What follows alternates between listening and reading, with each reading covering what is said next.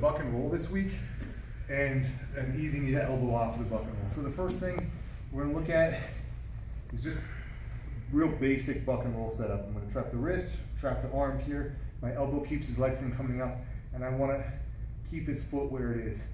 I angle both of my knees the same direction. I'm gonna push, and I'm pulling my head under and then roll to my knees here. That's super slow and controlled. The harder you bridge, the more aggressively you try to get them over, usually the better it works. Let's look at when they scoop here. So if he's scooping, it's not that different. I'm gonna block the leg the same way here. My hand's gonna come up and pat. This arm is gonna come up under like I'm doing the pummel here. Let's look at the banana variation. This is a little bit different. This is the one that I use most of the time in training if I'm going to set up the buck and roll. So I set this up here. I get control of his arm. His only answer is to counter the weight by leaning over the side. I want to actually step on his foot here. So I'm going to be, it's like I'm a spool. I'm kind of winding up a thread, which is his leg. And then, so instead of bridging up, if I bridge up, it moves him a little. Okay, what I want to do is I want to turn as much as I can to my side. And then I'm going to bridge out into his knee and to the bottom.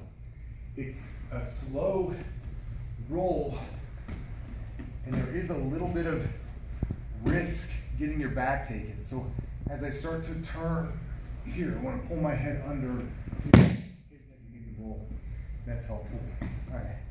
And then the last thing we're going to look at is when I get here and he counters, however he counters, I'm going to bring my hands to his hip bones here. I'm gonna push, just like I'm doing like a dip. I'm gonna push and hip out here.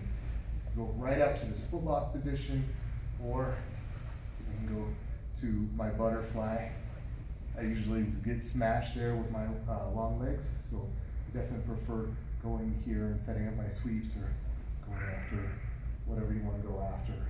Those are the setups for the easy escapes. Sometimes too, the last thing, when you're setting up a buck and roll, sometimes I go to set up a buck and roll and they open their legs a lot. So I'll go here and they either step out like that or their knee goes out really far. But once it opens up like this, I want to go from the back of the arm to the knee and then take that easy knee to elbow escape. It looks like that would never happen. It happens all the time. If someone's about ready to lose the position, their arm's occupied, they stick their leg out to stay on top. And I would do it still. Like I would rather stay on top from the top of the mount, give them their guard, and end up getting rolled to the bottom. That's it for this week. Should be fun.